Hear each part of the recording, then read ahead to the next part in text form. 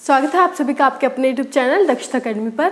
तो geography series में आज से हम मिट्टियाँ अर्थात सॉइल टॉपिक शुरू कर रहे हैं और जिसके अंतर्गत हमें क्या पढ़ना है वह उसका पूरा लेआउट ओवरव्यू मैं आज की वीडियो में आपको दे दूंगी। तो सबसे पहले जो हमें एक पता होना चाहिए कि स्टडी ऑफ सॉइल अर्थात जो मृदा का वैज्ञानिक अध्ययन है उसे हम क्या कहते हैं।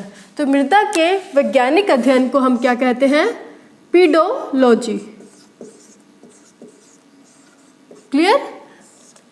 तो स्टडी ऑफ सॉइल या फिर मृदा के वैज्ञानिक अध्ययन को हम पीडोलॉजी कहते हैं। लेकिन सबसे पहले जो हमारे माइंड में बात आती है कि वह यह है कि मृदा का जो निर्माण है दरअसल होता किस प्रकार है। तो मृदा का निर्माण चट्टानों के अपक्षण से होता है और अपक्षण का मतलब होता है टूटना फूटना।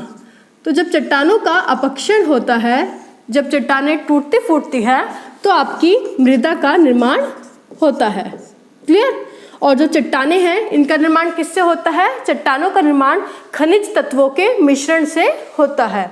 और जब मृदा के यही कण यानी कि जो मृदा के तत्व जब यौगिकों का निर्माण करते हैं, यानी कि जो मृदा के कण होते हैं ये बिखरे होते हैं और जब ये आपस में मिलते हैं यानी कि यौगिक का निर्माण करते हैं, जिसे हम इंग्लिश में कंपाउंड कहते हैं, तो यही जो यौगिक होते हैं दरअसल क्या होते हैं? खनिज, मृदा में उपस्थित खनिज तत्वों के मिश्रण होते हैं।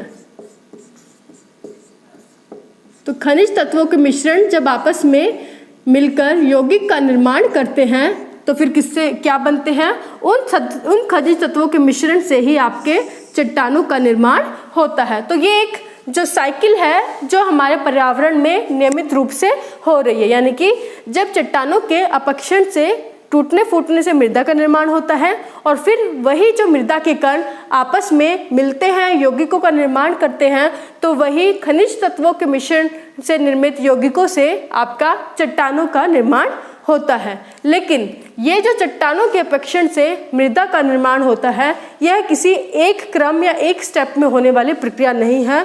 बहुत से स्टेप आते हैं अपक्षण की क्रिया के दौरान जब अंत में जाकर आपकी मृदा का निर्माण होता है। और वे स्टेप कौन से हैं आप यहाँ देख लें। जब आपके सबसे पहले आपके आई चट्टान, तो मृदा का निर्माण है। मृदा के निर्माण के अंतर्गत सबसे पहले आपका हमने बात की कि चट्टानों का अपक्षण यानी कि टूटना फूटना शुरू होता है। तो जब चट्टान शुरुआती रूप में इनमें अपक्षण होता है, टूटन फूटन होता है, तो शुरुआती रूप में इनसे बनते हैं गोलाश्म। गोलाश्म क्या है? चट्टानों का एक उससे छोटा रूप है। उसके बाद गोलाश्म में जब टूटन फूटन यानी कि अपक्षण होता है तो गोलाश्म से बनते हैं आपके बजरी। तो बजरी तो आप सभी ने सुना ही होगा।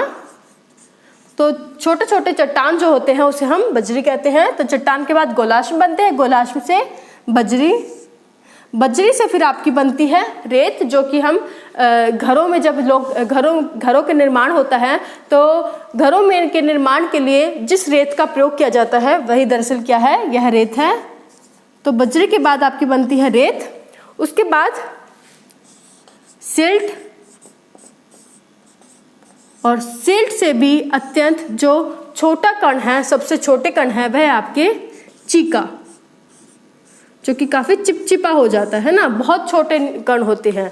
तो इन सभी अगर हम देखें तो चट्टानों के अपक्षण के दौरान जब आपके चट्टानों के अपक्षण से गोलाश्म, बजरी, रेत, सिल्ट, चीका का निर्माण हुआ तो अब आपके माइंड में क्वेश्चन आ रहा होगा तो इसमें मृदा कहाँ है? तो मृदा का तो निर्माण अभी तक नहीं हुआ है।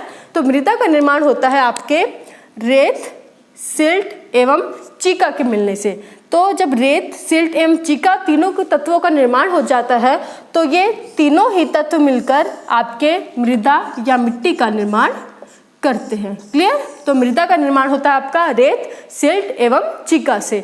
अगर रेत, सिल्ट एवं चीका के बराबर अनुपात में ये तीनों मिल जाए तो ये कौन सी मृदा का निर्माण करते हैं? तो ये आपकी लोम सॉइल या दोमट मिट्टी या मृदा का निर्माण करते हैं। क्लियर? तो सबसे पहले तो आपको क्लियर हो गया होगा मृदा का निर्माण किस प्रकार होता है, जो कि आपकी रेत, सिल्ट एवं चीका तीनों कणों से मिलकर बनी होती है, और इन तीनों का जब अनुपात समान हो जाए तो जिस मृदा का निर्माण होता है उसे हम क्या कहते हैं, दोमट मिट्टी या लोम सॉइल कहते हैं। तो ये था आपका कि मृदा का निर्माण किस प्रकार होता है, और जो इसकी जो वैज्ञानिक अध्ययन है उसे हम पेडोलॉजी कहते हैं। उसके बाद देखते हैं जो से अगले जो वीडियो में हमें मुख्य रूप से जो टॉपिक पढ़ना है वह पढ़ना है आपका गठनता एवं संरचना, यानी कि जो आपकी मिट्टी के जो कण हैं उनका अनुपात क्या है, उनका गठन किस प्रकार हुआ है, किस प्रकार की उनकी संरचना है जो कि प्रभावित करते हैं मिट्टी की पारगम्यता, जिसे इंग्लिश में हम परमिएबिलिटी कहते हैं। उसके अलावा जो कणों की, जो मिट्टी के कणों की गठनता एवं संरचना प्रभावित करती है मिट्टी की संरद्रता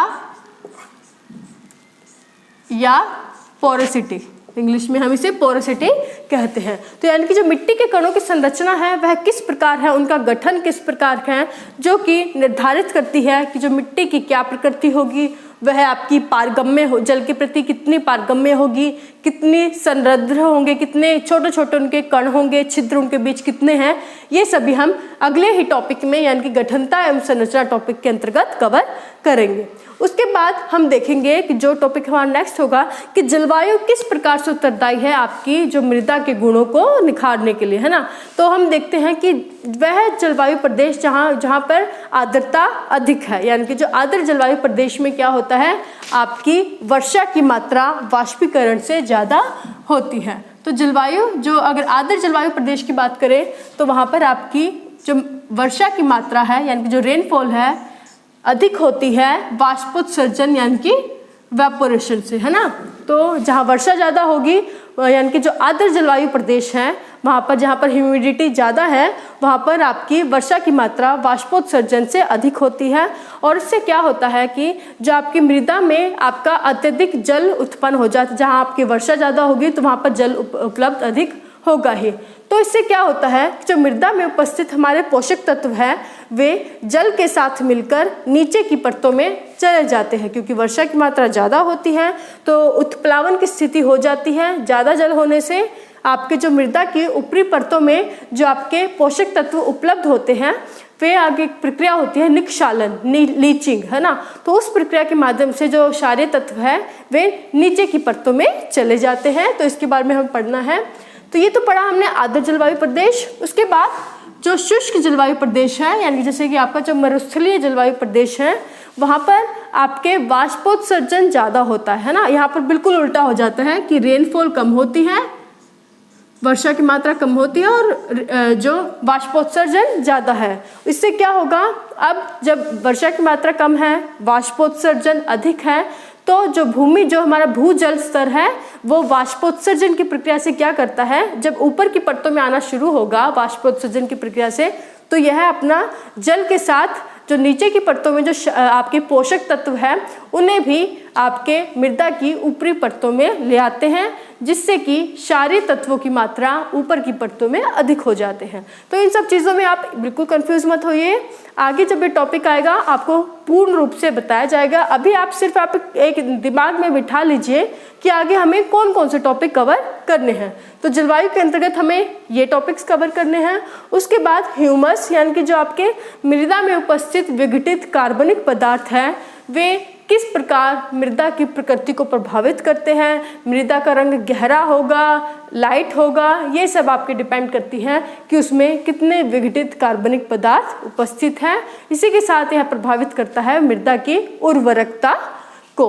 इसके अंतर्गत हमें ये पढ़ना है। और अंत में आता है जो सबसे आपका महत्वपूर्ण टॉपिक है, आपका है भारत की मिट्टियाँ, जिसके अंतर्गत हम विभिन्न प्रकार की मिट्टियों के बारे में पढ़ेंगे, जैसे कि काली मिट्टी, लाल मिट्टी, जलोढ़ मृदा, जलोढ़ मिट्टी,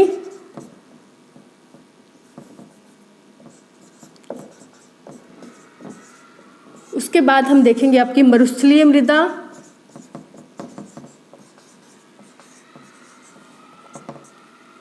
पर्वतीय मृदा,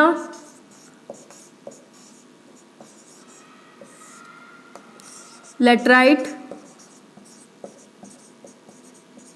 और अन्य जो छूट गई है उन सभी मृदाएं जो कि भारत के अंतर्गत पाई जाती हैं, उन सभी मिट्टियों की विशेषताओं के बारे में हम पढ़ेंगे। और अंत में हमारा मृदा के अंतर्गत जो टॉपिक है वह है आपका मृदा परिच्छेदिका अर्थात सॉइल प्रोफाइल, जिसमें हमें पढ़ना है कि जो आपकी मृदा की परत है उसमें परत दर परत क्या बदलाव आते जाते हैं। मृदा की अगर हम पूरी एक काट ले लें, यानी कि हॉरिजॉन्टल हम वर्टिकल रूप से हम मृदा को अगर हम पूरी एक परत उसकी अगर हम काट लें तो जो विभिन्न हमें स्तर मिलते हैं मृदा के, उनमें आपस में क्या भिन्नताएं हैं, क्या उनमें समानताएं हैं, किस संस्तर में ज़्यादा पोषक तत्व है उपलब्ध होते हैं, किस संस्तर कौन संस्तर ज़्यादा गहरे रंग का होता है, किस में ज़्यादा उर्वरकता की मात्रा है, ये सभी हमें इस टॉपिक के अंतर्गत यानी कि मृदा परिच्छेदिका या सॉइल प्रोफाइल टॉपिक के अंतर्गत पढ़ना है। तो ये पूरा लेआउट है, ओवरव्यू दे दिया है मैंने, जो कि हमें मिट्टियाँ या मृदा टॉपिक के अंतर्गत पढ़ना है। इसके अलावा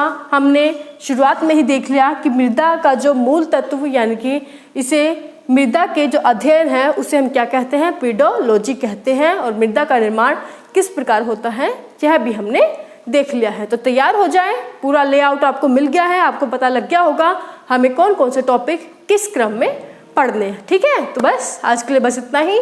थैंक यू सो मच।